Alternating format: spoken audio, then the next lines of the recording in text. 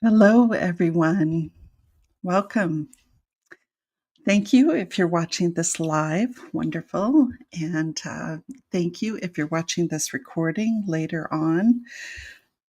This is not my usual time to come on the internet, um, but I thought we could do something truly scary today in honor of both Halloween and Happy Nevada Day for all who celebrate.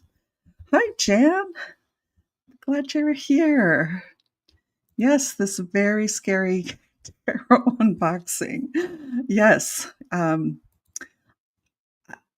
Jan and I met through a meditation group, and we work with the quantum field and with the field of potentiality all the time. And I have come to see tarot cards in the same light, right? Before you turn over that tarot card, it's sort of a Schrodinger's cat situation. The card could be anything until you turn it over and the meaning and the message are cemented. And I have some ideas about tarot cards in particular. So glad you're here to talk about this with me. But I do want to tell you about two things I have coming up. This Sunday, on All Souls Day, my lovely friend, Sun Psychic Jean, a most compassionate, really caring psychic medium, she and I are going to do readings on Sunday here on my channel. And we're also going to do a little meditation to help you feel the energy of your loved ones. So I hope you'll join us for that. And on November 16th, I have a sound bath. It's online, and you can get tickets at Eventbrite. So I'll put the link down below if that's something that interests you. But today, we are here to talk about tarot. And some people already think that tarot is really scary because some of the cards, the images are pretty startling. That's true. But I don't think you've ever seen a deck like this. And to circle back to the quantum field and the field of potentiality, I heard about this new deck via MIT Library's Indie Tarot collection, right? There's a library at this university that collects tarot cards, and that I just found fascinating. MIT has a lot of physicists, a lot of scientists, people who are studying consciousness, people who are studying non-local consciousness. There's so much going on in the sciences right now. And even though as an energy medicine practitioner, I am dealing with the quantum field and non-local consciousness and distance healing, remote viewing, all the stuff that you do in the quantum field. I never considered that tarot cards could be a part of that world. And I think physicists are going to explain tarot cards. They're going to explain intention meditation. They're going to explain mediumship. They're going to explain why I can sit in my healing room in Arizona and send you Reiki from a distance. They're going to explain all that. So I was really fascinated to learn that they had that. And that led me to a YouTube video put out by the Victoria and Albert Museum, one of my favorite museums in the world. And they have a tarot collection as well. And that introduced me to this amazing deck, which is the one we're going to be talking about today. I have my copy of it, and I want to tell you a little bit about it. It was out of print since 2012. It's just come back into print, which is how I ended up getting a copy from probably bookshop.org, because I love ordering from them because they support local bookstores. And it's been reissued because she is coming out with a new deck. She's coming out with a Hexen 5.0 tarot. And of course, so much has happened since this deck came out, I believe in around 2000. And I just think it's such a fascinating topic because this deck is, and I'm going to read this to you because there's so much information in it. This deck is touching on things that really matter to all of us, no matter what we do in life. We are affected by the internet and by technology and what's coming. See, I said it was scary. So this is the description from bookshop.org's website. this about this deck: the interconnected histories of the computer and the internet, cybernetics and the counterculture, science fiction and scientific projections of the future, government and military research programs, social engineering, and ideas of the control society. And there's a lot more on the description, but I just pulled out these key phrases for us. Responses to the advance of technology, including the claims of anarcho-primitivism, techno-Gaianism, and transhumanism. I'm only familiar with transhumanism, and what I know so far, I'm skeptical of. And readers can use the card either in groups or to imagine and discuss visions for alternative futures. And that really struck me because I think our job right now is to imagine the future, because there's so much change happening right now, and we're here and we have an opportunity to speak up and be a part of what's next. Okay, so just tell you a little bit about how I handled tarot cards. And you can see I have a small collection of them. And I happen to use my cards in a very specific way. I don't know if anyone else who does this, but because my main relationship in my spiritual practice is with my spirit guides, I insist that they speak to me through these cards, not any other energies, right? The cards themselves carry the energy of the artist who created them and their intention for this deck, right? That's why certain tools are just not of interest to me. Like the Ouija board is a very famous one, which supposedly has very negative intention behind it. And because I understand the power of intention, it's really crucial for me to use tools that were invented to help humanity. And I believe this deck really is, even though it is can be quite a frightening topic, considering that the humanity has never had so much power, right? We have, in known recorded history, we have never had enough power to destroy all people everywhere on the planet like we do now. And the future is looking very different from the past, especially the recent past. And certain people have self-elected themselves to shape that future for all of us. And it's up to us whether or not we're going to go along with that. And I think we have an opportunity to insist on that better world that we can all imagine. So I asked my guides, my spirit guides, to speak to me through all of my cards. And so that is a level of protection and confidence and trust that I can bring to a reading with the cards, because I know that they are guiding my understanding of the cards. They're bringing the cards forward in such a way that it is meaningful and helpful. So I have saved this deck to open with you today, not in the least because I'm a little bit nervous about being with this deck. They're very interesting cards, right? It comes in a really nice container and has a fold-out sheet, which I'm not going to have time to read right now, but I have spent a lot of time with this deck. It's very dense, right? The print. I have spent a lot of time with this deck. I've cleansed it using Reiki. I have had extensive conversations with my guides about it. So let's just take a look. All right. So the artist, I believe, is British, and that makes sense when I look at the first card. Very funny. She has a great sense of humor. It is the very first card, 0, the Fool, and Aldous Huxley, right? So he was an amazing futurist, a really wonderful thinker. And we're starting off really well. The Magician, one of my absolute favorite cards.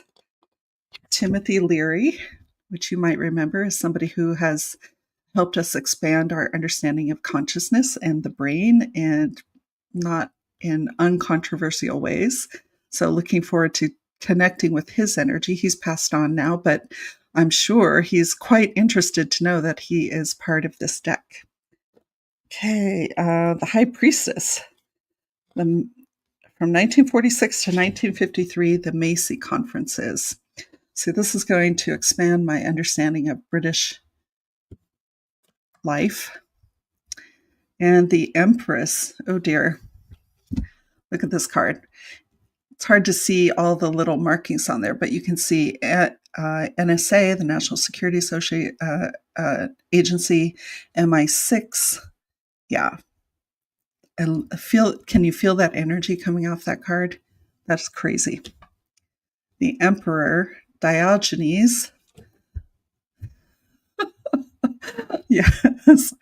Yeah. So we've got some philosophy, we've got science fiction, the Hierophant, Lieutenant Colonel Jim Channon, Project Earthrise, First Earth Battalion, environmentalism, environmental activism. Wow. These Margaret Mead and Gregory Bateson. Yeah, you can tell this artist is very well read, possibly well educated as well. It's amazing the breadth of things that she is drawing on. The Chariot. Who is this? Norbert Wiener. The human use of human beings, cybernetics and society. Yikes. One world government for the Justice card. What? This is amazing. The Hermit. Let's see who this is. Theodore Kaczynski, the Unabomber. Yeah, conspiracy theories, manifestos. It is intense. Yes, Jan, this is why I didn't want to open this alone. Thanks for coming and being with me. Okay, the Wheel of Fortune, cybernetics. Yeah. And some of these terms, you can tell that these were early on in the development of the internet and our relationship with the internet. Strength, networked revolution. Yeah. Yeah, this person must be very familiar with activism, with mutual aid. Yeah. Yeah, I'm going to really enjoy using this deck. The Hanged Man, USA, Stuart Brand. She's going to expand my knowledge of American history as well. Wow. Okay, Death. This card has a nuclear atomic bombed cloud on it right there on that side. Sorry about that. So Temperance, ARPANET. This is the early incarnation of the internet. Oh my gosh. Okay, look at this card, you guys. The Devil, the Control Society. Right? It's hard to see all the tiny things. The Control Society, the Devil. Yeah. We have a lot to think about and talk about as we go forward. Oh, the Tower. Look at that. DARPA, that is the branch of the U.S. military that looks for innovation that they could use to expand the arsenal of weaponry, right? So these are a lot of times very secret. Oh, yeah, total information awareness program, data mining, right? So this is something that affects all of us. We're all surveilled all the time, right? Star, quantum computing, artificial intelligence. Okay, yeah, as a writer, artificial intelligence, AI, I'm concerned. I have a lot of concerns and some fears and some excitement. Yeah, yeah. We got this. Yes, we do. Yes, humans are going to make good choices. We just have to wake up and feel a little pain. Okay, the Moon. This is in the original tarot deck, the Rider-Waite Coleman Smith deck. The Moon is about, it could be anything from the unknown, the subconscious, mental illness, competing urges and desires. We don't know what's going to happen, but transhumanism, I think, is a good choice for this card because we're going to have to make some interesting decisions. Yes, it would be lovely to replace limbs and organs, right? But do we want a chip in our brain that will advertise at us and surveil us every moment of every day? And I know that they are working very hard on being able to distinguish people's thoughts and dreams, right? I personally think we are hardwired for mental telepathy, but we're not in a position to actually use it right now because all of us have thoughts that are not we would not want to broadcast those thoughts, right? So this is going to be fascinating. Transhumanism, the sun, okay, the fifth estate. Oh my goodness. The destruction of technology, abolition of the producer consumer based society.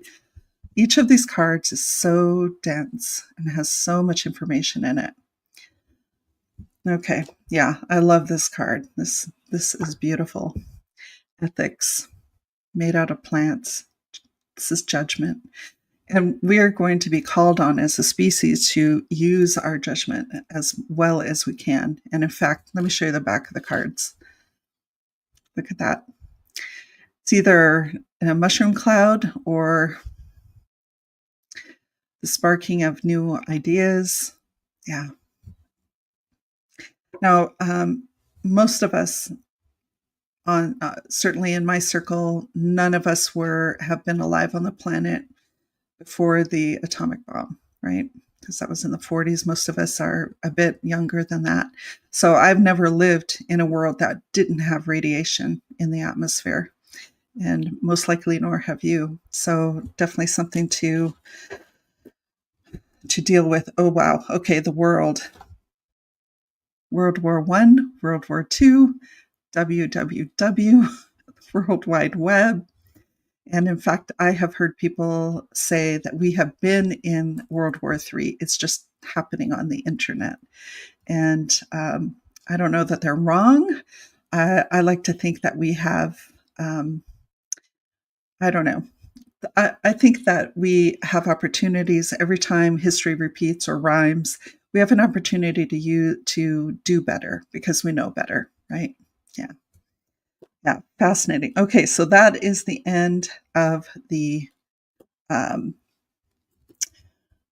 major arcana. And now we're getting into the different suites. This is cups, chalices, Henry David Thoreau. I'm very happy to see him here.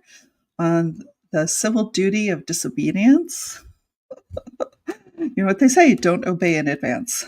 Two of chalices, summer of love. Certainly what happened in the 60s is still reverberating. People are still angry and upset and remembering it fondly and feeling uncomfortable about it. So, yeah, three of chalices. The astrolabe developed from 150 BC to 1650. So this is a bit of old technology that shaped the world, really. And the four of chalices. This is a castle clock that came out of Mesopotamia. Wow. Oh, look at this. Five of Cups. This is the one where the person's looking at three cups that are tipped over, but behind them are two cups that haven't been lost. H.P. Lovecraft. So this writer is really big in science fiction, fantasy, steampunk genres. A very new way of thinking about the world. Yeah. Okay, Six of Chalices, thought-based networks, dream sharing. Have you ever shared dreams with someone? I have. Seven of Chalices. This is the one where the guy's looking at his at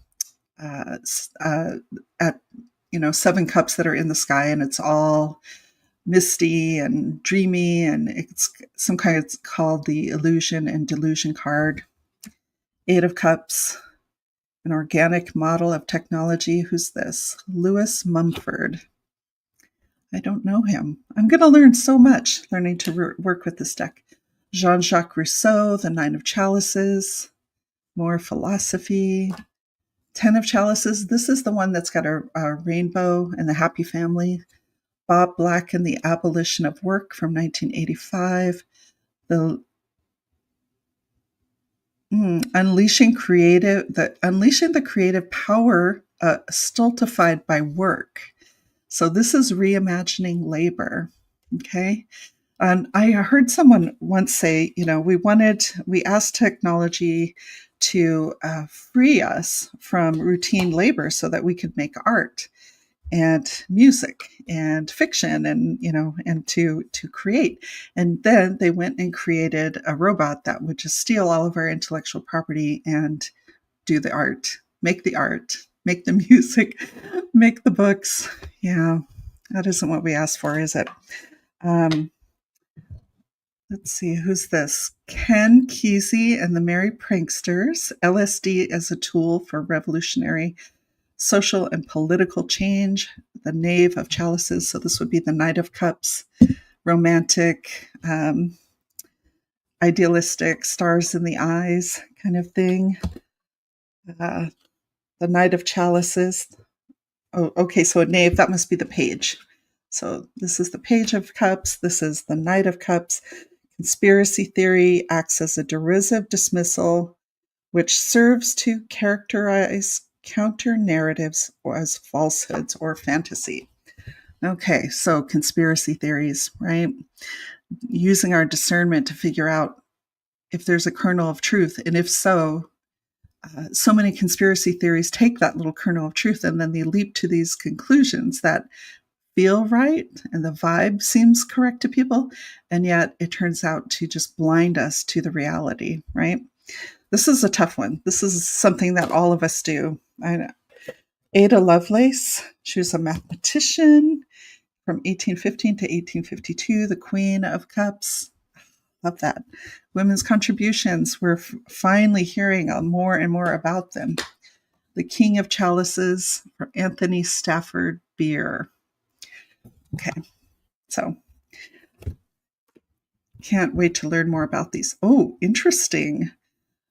The Ace of Pentacles. This is the U.S. National Science Foundation, U.S. Department of Commerce, Nano Bio Info Cogno, NSF Convergence.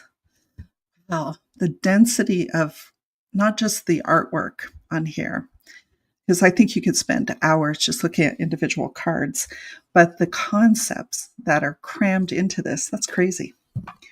Okay, so global data, the intercloud of global data, Two of Pentacles. So pentacles are money and physical well-being. So I think we've seen enough, but I think we should ask these cards a question. So if you want to post a question in there, I'm going to shuffle these while you think of a question regarding the forces that are shaping our society right now. And I mean, I think in the past we've been able to ignore a lot of stuff that was going on. I don't think that's true anymore. And I don't think it's just me at my age finally waking up and listening to the news, right? Because I used to think that if it was important, I'd hear about it. I'd see it in the comic strip, right? Someone would mention it at work, that kind of thing. So I didn't really trouble myself with all the stuff that was going on in the news. And yet, things have changed, right? And I know that young people are a lot more savvy than I was at their age. And I don't like it when people make fun of younger generations or dismiss their concerns or, ridicule their efforts to cope with this world, because the world is a lot more complex, a lot more challenging than we experienced it when we were younger. I mean, thank goodness there wasn't someone with a camera at every frat party I ever went to, right? Or all the dumb ideas that I experimented with and thought about when I was younger. Those things aren't recorded. No one's going to confront me with a video from that era. And yet these younger people now are living with a physical record, a digital record, an electronic record of everything they've done. Like the time they got their wisdom teeth out and they said something stupid and their mom videotaped them and put it on on Facebook for everyone to see. And now when they go for a job interview, that's what comes up, right? So that's a very different world that they live in. So I think these cards, which are going to be updated, I think they still have a lot to say about how we got here. Okay, so, that is a great question. What is the energy of January 2026? Yeah. I'm old enough to remember many times when people thought the world was going to end, especially like Y2K. I was living in San Diego when that cult in Rancho Santa Fe thought that they could hitch a ride on a UFO that was hiding in the tail of a comet, and I think about those people getting to the other side and going, whoops, right? So, what is it about humanity that is so terrified of the future? So let's see. Let's ask these cards, and with the help of my guides. Hail Bob. Yep. That's right. It was that one, wasn't it? Yeah. Yeah, it was. It was. They seemed like a really sweet group of people who had jumped to conclusions based on a little kernel of truth, right?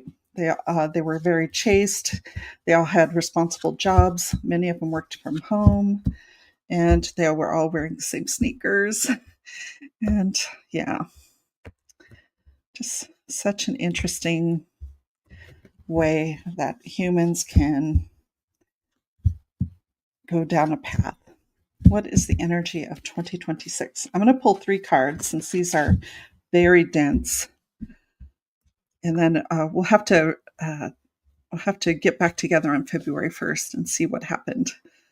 Okay, so here's the energy of January 2026.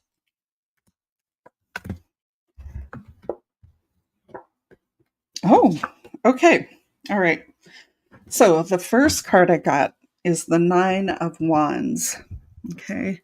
So this card says LSD in the center, and it's kind of psychedelic, right? There's energy going in many, many different ways.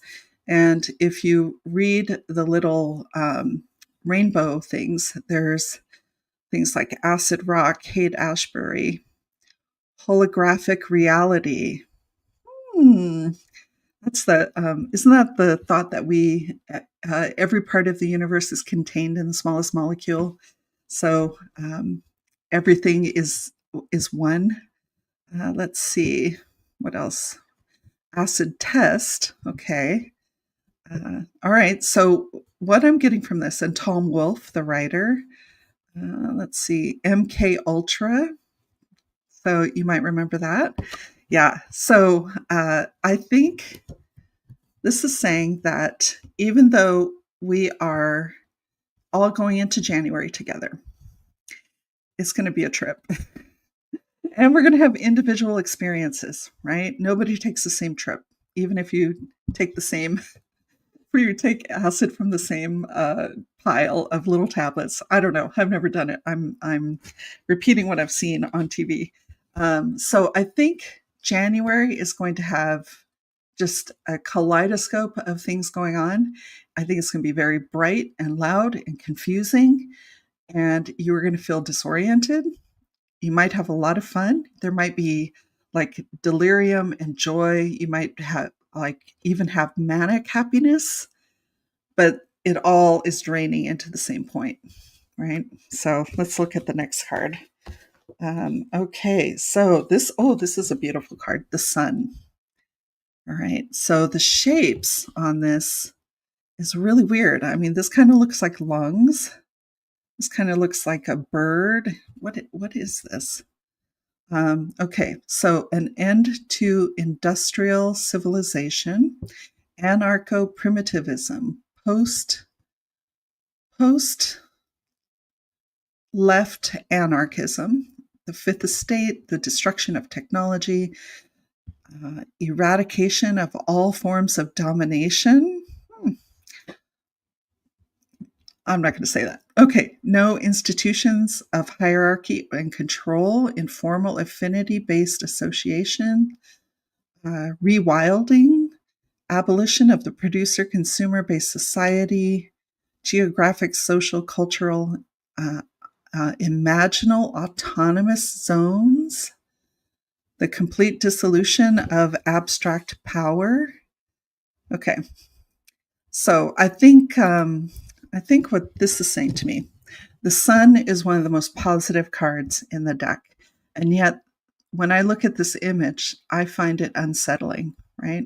It's not easy to see what it represents, and there's a lot of density in the concepts of this. So my sense is that we will have an opportunity to embrace the change that's coming, even if we're uncomfortable.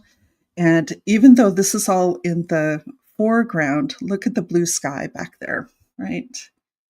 And mountains, right? So nature is, we're still grounded in nature, even though this strange shape is right in our face.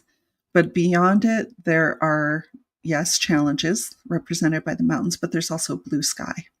And there's some really wonderful things in here, like rewilding, which is a concept that people are taking to heart in a lot of places. People are rewilding part of their properties, or they are doing a national rewilding like Scotland. And I think Scotland should take it further. And I don't know if you are aware, but uh, their national animal is a unicorn in chains. I would like them to see them take the chains off their unicorn and rewild their national symbol. So we've got all this stuff happening, right? Right. It's kind of like an acid trip in January. And this is hard truths, but a very bright future on the other side. So unsettling and uh, embracing what's new is going to be really important to stay on an even keel and to feel contentment, to feel some sense of peace of mind. Okay, so the final card for, oh, okay, January. Two of chalices, which is two of cups. In the original deck that I use, there it's two people. It looks like a masculine and a feminine person, and they are exchanging cups, right? And there's also like a sort of a divine figure above and the caduceus. So this to me says we're going to take our medicine, and the medicine is love, right? Partnering with people, mutual aid, talking to our neighbors. I know today we just found out that one of our neighbors is quite ill and has moved into a facility, and I've been thinking about her for weeks, but I just had never gotten around to sending her a text. And now I know that she's not even home. So we have an opportunity to say, okay, maybe we're on two different sides of the divide. Maybe we disagree on this particular thing. Maybe your religion and my religion don't see eye to eye. We still need to recognize the humanity of each other and take our medicine, which is love. So the sun and partnership and love, and the Nine of Wands, which yeah, it's going to be a wild ride in January. So how does that sound to you guys? Does that resonate at all? I mean, these cards are meant for big community-wide, countrywide, worldwide energies. And yet I think we can look at the lower level. I was a little concerned about being able to get personal messages out of this. But I can see that these are more like community messages. I'm going to really enjoy these cards. Okay, so I don't see another question in here, but I'm going to ask another one that I've sort of had in mind. And that is about AI, and specifically about how it's going to affect writers and creators, right? So this could be any type of artist.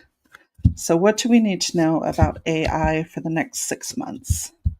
And tarot cards are really useful for that short time period, right? And of course, humans have free will, energy is mutable, we can always make changes. So any tarot reading needs to be guidance and not the law, right? So yes, I am very hopeful for 2026 as well, Jen. So I'm going to pop that on so people see it. Yes, we are hopeful. And I think it's good that we're having a lot of tough conversations right now, right? As the past is experienced very differently by lots of different people. And it's good to talk about it and embrace all of our history. Okay, so what do we need to know for the next 6 months regarding AI? Okay. Oh, all right.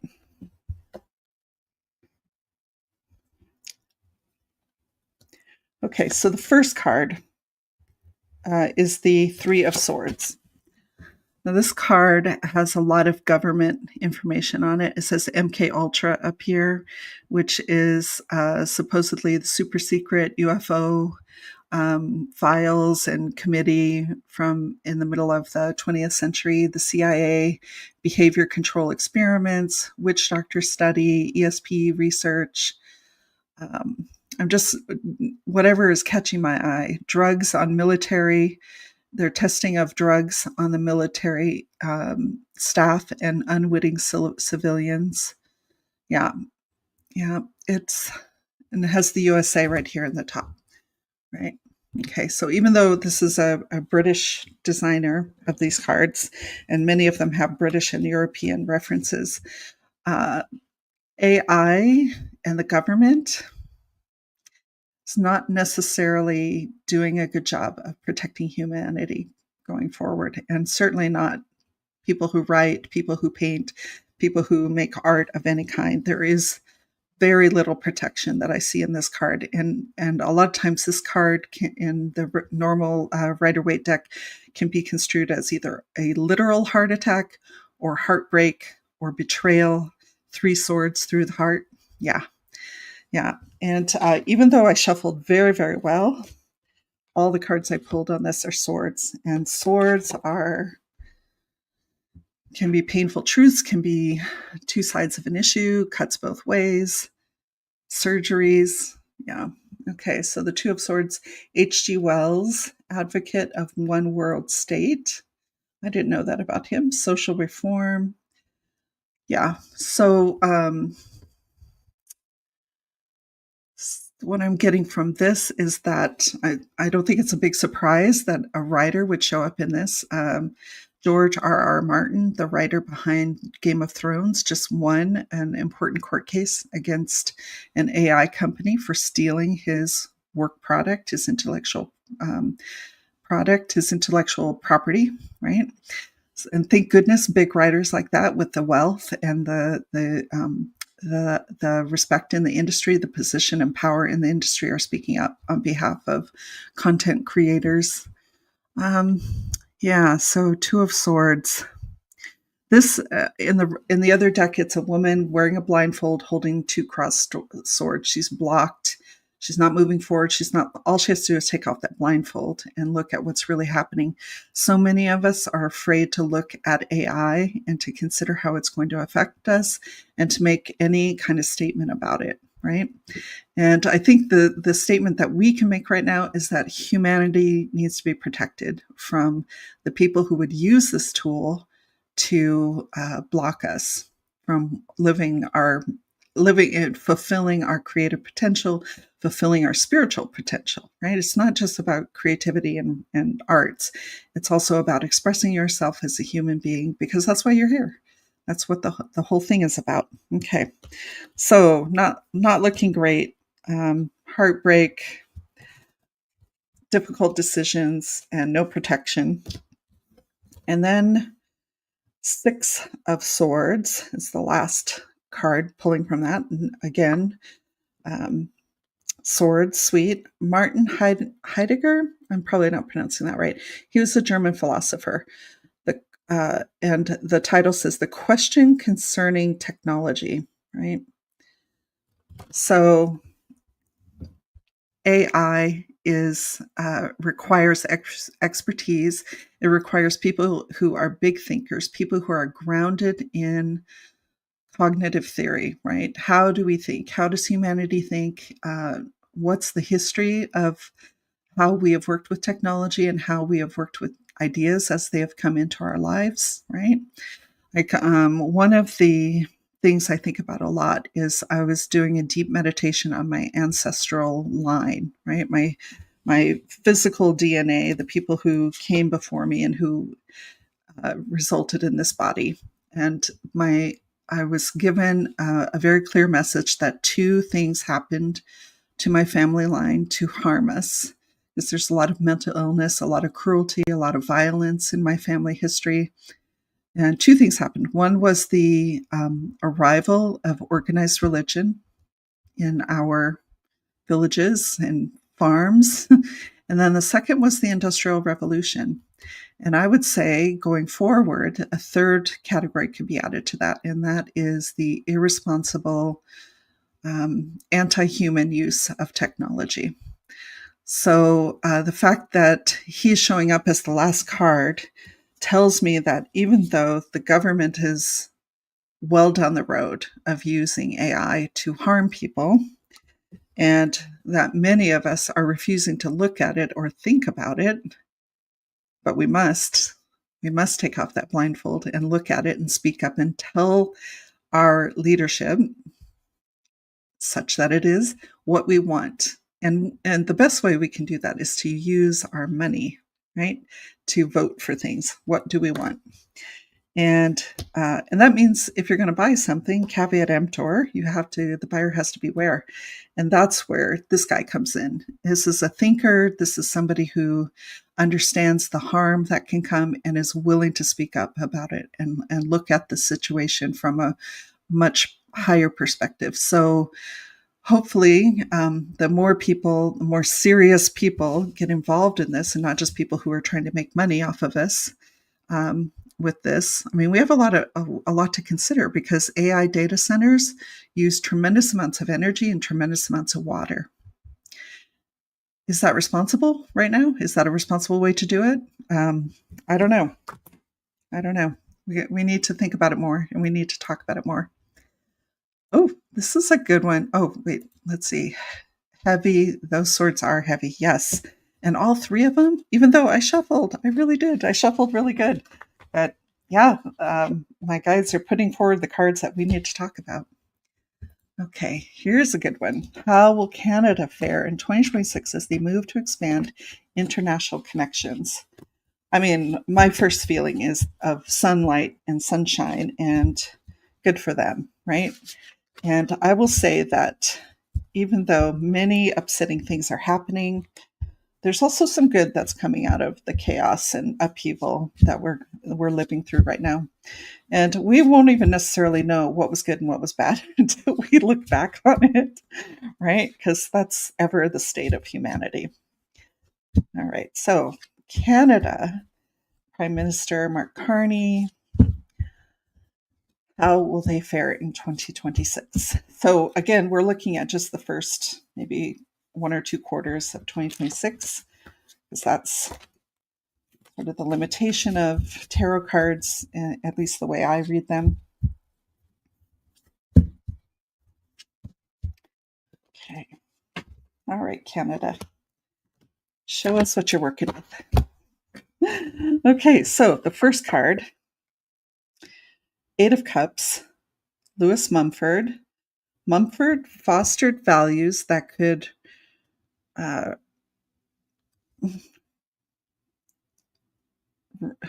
can't even read that. What does that say? Reshape. Okay, sorry, her handwriting gets really tiny there. Mumford fostered values that could reshape technologies for creative and constructive purposes through integration of tools, machines, knowledge,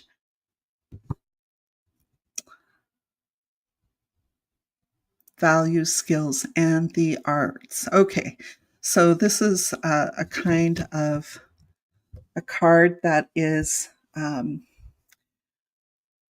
a sane person, a very balanced viewpoint.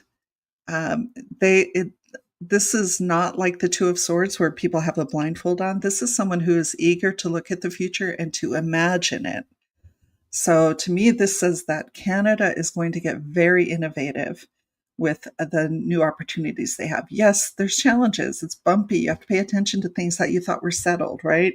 You had a trade partner with the US and that's what you did, but now you have to go out looking for new friends, right?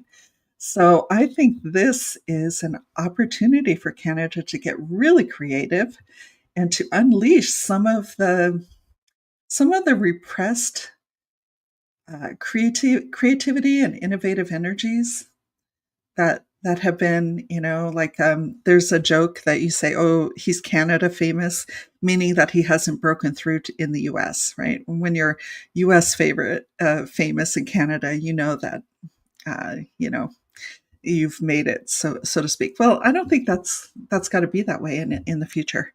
I think Canada is developing its own identity and they too are struggling with their values. It's like, who do we want to be going forward?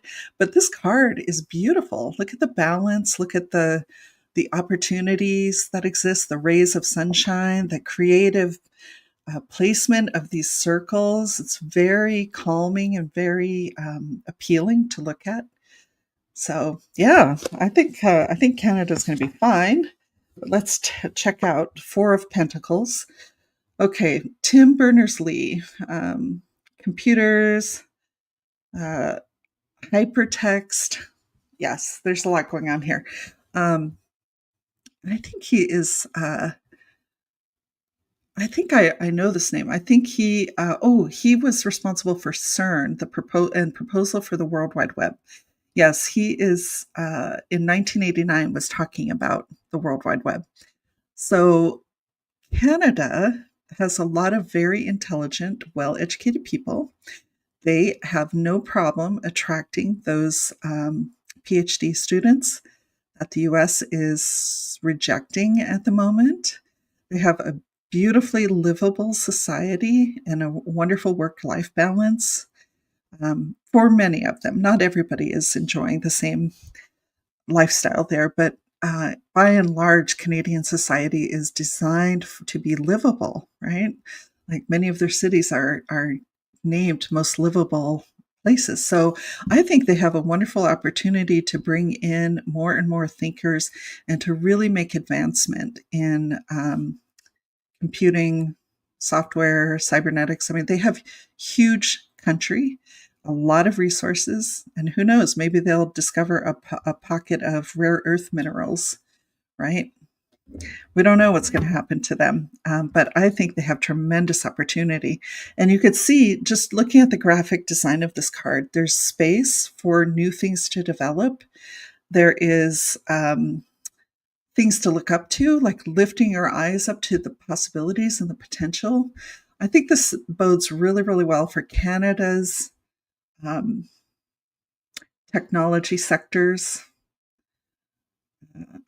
And certainly Carney's leadership. He's an economist, right? He has a lot of world experience with the economy. This may be part of his work, that he's creating an environment where this kind of high-tech information society work can happen and enrich the people of Canada. That makes me very happy for them. Oh my gosh. Okay. The Ace of Pentacles card is back. And to me, this is about that technology sector also being absorbed into government and military use worldwide. So a lot of the cash and opportunity that the US is leaving on the table right now because of our growing pains, let's just call it that, I think Canada is going to be able to step into. But I think they need to be careful that they don't go down the same dead ends that other countries have gone down, where you have creativity and you have new ideas, but it all leads to the war machine, right? Or the surveillance state. I think they have a real opportunity, but they need to be cautious about leaving their very strong values behind as they pursue the wealth that is promised in this future, right? Like, this is very passionate. It's got a lot of energy, and when I just glance at it, my eye is drawn up, and to me, that's usually a sign that there's going to be sort of an explosion of development. And in this case, I think it's not only intellectual, but it's also cash. So, Jan, in Canada with that maple leaf, yes. I think it's going to be a great year for Canada next year, even though it's confusing, even though everything's not perfect. Yeah, we know. I love Canada. I've spent a lot of time there, more than most Americans, and it's just such a delightful place with wonderful people and incredible nature. So one of the values I hope that Canada does leave behind is its value of nature. Yeah. Yes, Crystal, Candace, welcome. Yes, I am taking questions, but these cards, if I don't know if you saw the intro, this deck, Hexen 2.0, is about technology and the world going forward. So yeah, ask your question, and I may need to interpret it on a community level or country level, industry level. But yes, yeah, go ahead and drop your question in the chat. So earlier I was telling you that I work exclusively with my guides with tarot cards, and that gives me a level of comfort, safety, trust, relaxation when I look at the cards. And I also count on them to attract my attention wherever it needs to go. Like, I don't know this deck. I just opened it with you. And for instance, the King of Chalices right here, Anthony Stafford Beer. I don't know anything about him. I'm going to have to look more deeply into the text. I may have to, look up some information on these people that are featured in these cards. But in the meantime, you can use your intuition to read a card by letting your eye be drawn to whatever is important here. So you might be drawn to this rounded shape and that soft color, right? You might be drawn to this unusual sort of saucer shape. And what does that remind us of, right? Or you might be drawn to the star. And when I look at this, I think of those medieval paintings where you look in the background and it looks like a UFO is in the background. This shape is reminding me of that. So, and that makes me think of things that are right before our eyes, but we don't have the bandwidth to absorb them, or we don't want to look at them too closely, right? You may not want to know what you don't know. So there's different ways of reading these cards. And my guides put not only the shape, drew my eye to the shape, but they showed me that painting that I've been wondering about for many years and making a connection between the two. So if maybe that will help you if you read tarot cards. Okay. Crystal, go ahead and ask it. I may have to amend it a little bit, but yeah, why not? Let's test these cards. This is the first time I've used them. I was a little nervous about it because I think there's a lot of really scary ways that technology is being used right now, and certainly there's a lot of harm that's being done to people on the internet. But yes, go ahead, drop in your personal question. Let's see what the cards have to say.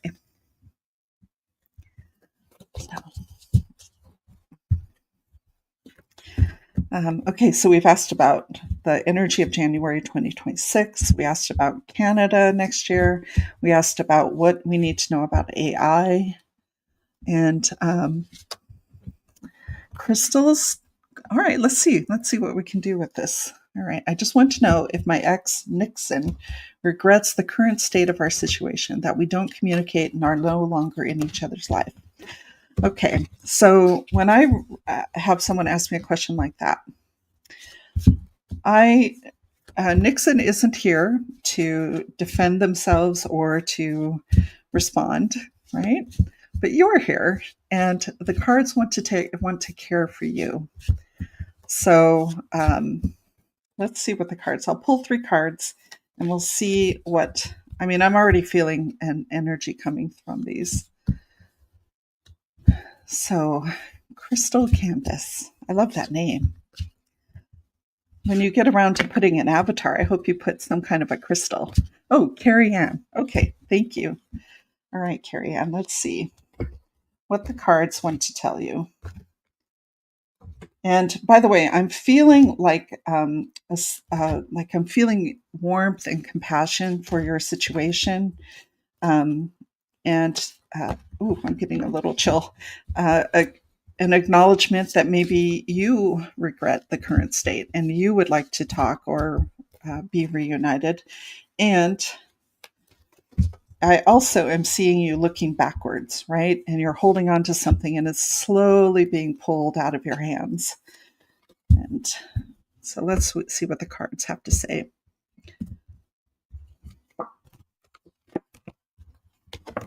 Okay. Carrie Ann, this is just a card reading. Okay. Okay.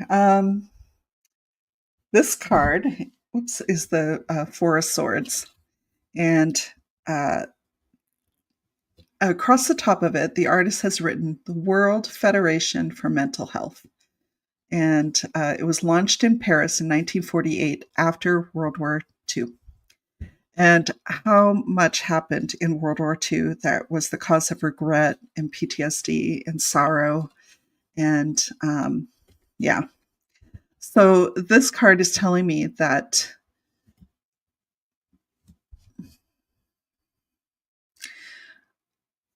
caring for our own well-being and our own state of mind is really, really important.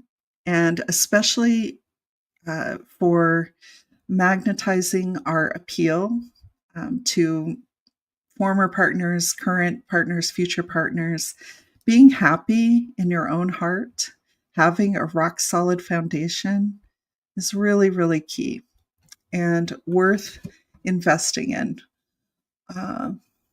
Yeah. I love the balance in this card. Can you see how there's symmetry on each side? And also, I mean, does this not look like some cartoons of the uterus and ovaries? So there's something very feminine about this card.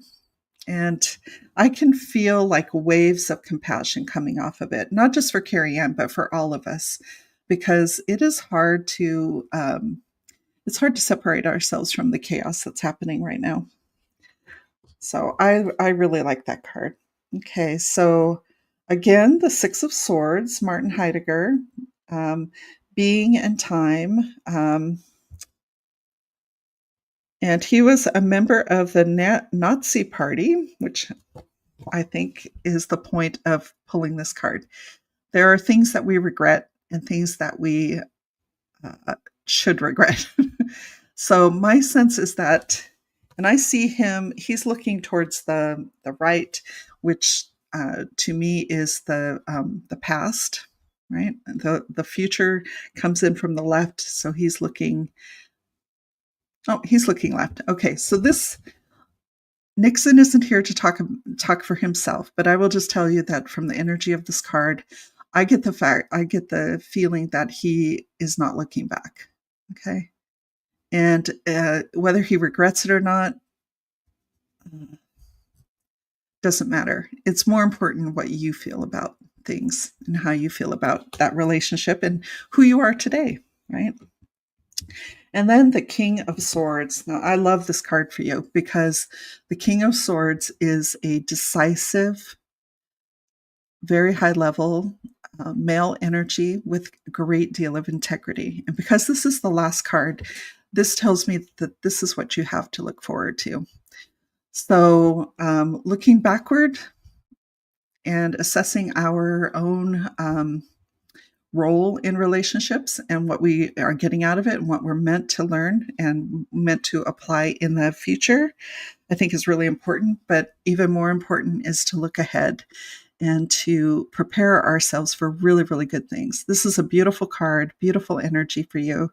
And whoever this man is who's coming for you, he has strength of character and is going to say, I mean, I just hear you saying Nixon who, right? So I am very pleased with those cards for you. And I had no idea whether this would work for personal readings or not. So Carrie Ann, I hope that is helpful. I hope that, yeah, I hope that you enjoyed that reading. Okay. All right. It looks like it could be a crystal grid. You're right. Yes. Yeah. I was wondering why that card looks so pleasing. It's the symmetry and the little points of interest. I love that. Yeah. Thank you. Thank you. You did enjoy it. Good, good, good. I feel very hopeful for you. So I think that is all a good sign. Okay. Well, now we know that these cards are more than happy. And I think it's my guides really who love to help and love to encourage. And, they remind me often that that is my job, is to point out the good things that are coming, the good things that we have, and to do what we can as human beings to share that with each other. Okay, let's do one more question if anyone has anything. And if not, I'm sure I can come up with a question. So again, this deck is called Hexen. Let me pop up the tarot, and it is about government, military, cybernetics, transhumanism, anarcho-Gaianism, all the kind of stuff. Imagine and discuss visions for alternative futures. And that's what I'm really turning my attention to these days is what do we want? When do we want it? Like now, right? And how do we get it? And individuals can do a lot. We have incredible opportunity to reach out to each other and form communities. Like, look at the 5 of us sitting here on YouTube talking about really big world themes and about the future's going to look like. We can have these conversations. I know what I want it to look like. I want there to be plenty of trees and clean air and clean water and healthy children who are fed regularly, right? And I also want the opportunity to fully express myself. I want everyone around me to have the same opportunities, and how we make the money work out. Look, there's never been so much money on this planet. We have a lot of money, and we can be very, very creative with it. And there isn't any reason at this point in history that children should be suffering with hunger or abuse. There isn't any reason that we can't figure out an alternative to conflicts, that doesn't involve destroying nature or cities or historical sites or bodies, right? Like if World War III is really happening on the internet, can we just keep it on the internet? Maybe not ruin beautiful places. Like I get really angry when I see that people are having wars near precious UNESCO world sites, right? Like temples and gardens. And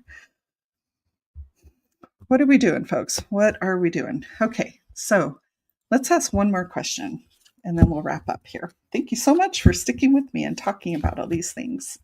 How do you guys feel about asking a question about crystals? I love crystals.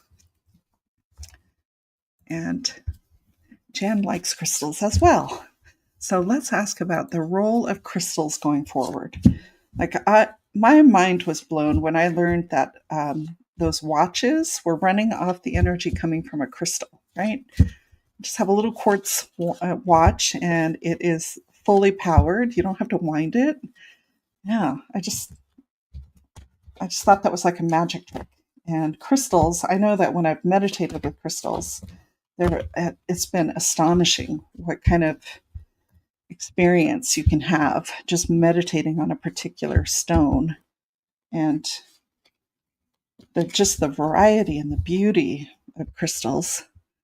What what can this deck tell us about crystals and what's coming for humanity? Oh my gosh.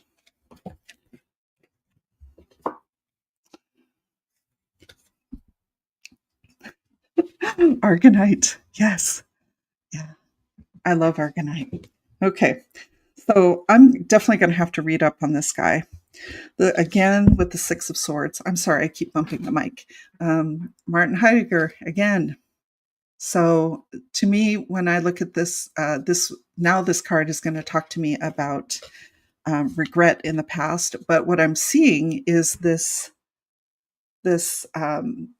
hole right here, and this reminds me of a quarry where they're mining copper just outside of Bisbee, Arizona. Right? It's got this deep toxic hole, and they dig it, they extract the money, and then they're gone. And capitalism is considered an extractive uh, monetary system, right? We are extracting things from the earth. And I feel that way about crystals. I know their mind. I know they are not necessarily environmentally responsible. And yet I love them and I buy them and I use them and I meditate with them and I use the energy. So this is the old way of working with crystals. But what's coming? And the next card that I got was this beautiful card, which very much looks like a crystal grid. I mean, the guides have such a funny sense of humor.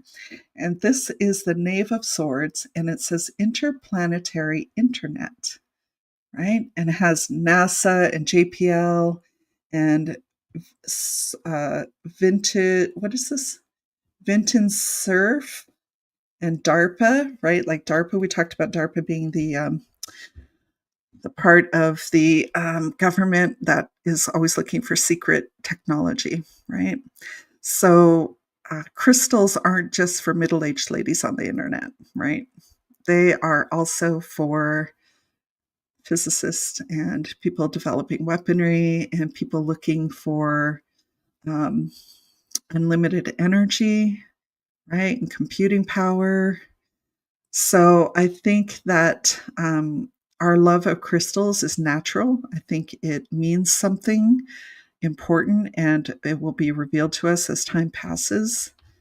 But in the meantime, keep taking good care of your crystals, like knowing how to treat them, which ones you can put in water, which ones you cannot, which ones should be exposed to sunlight or moonlight, which ones cannot. Learning what you need to learn to care for your crystals and to consider them as powerful beyond what we currently know and able to do things that we currently don't understand. So I'm going to look more closely at this card and see what I can discern from it. But to me, this is almost like an unfolding of potential and possibility from the center outward. From that crystal, it can go in many different directions. So I think we're all going to be amazed. Like we have this, I don't know, Argonite crystal sitting on our windowsill, and then it turns out that it's this incredible source of something magical in the future. Like it can power a whole satellite, for 1,000 years or something. Who knows what we're going to learn? And then the last card, and this one showed up for Carrie Ann too, the Four of Swords, World Federation of Mental Health. So to me, this speaks to the way that I use crystals, right? I use them when I glance at them, I think, oh, this one's protecting me. This one is helping me pull in abundance. So having a really balanced understanding of where we and our effort begin and end, and where the crystal can help us. And because of the new knowledge that's going to come out about crystals and their uses, uh, they're going to stop making fun of us for having a crystal collection and talking to them. Like I have a set of crystals that I call the three amigos, and as far as I know, they don't do anything except they like to travel. Quantum crystals, baby. Yes, yes, yes, yes.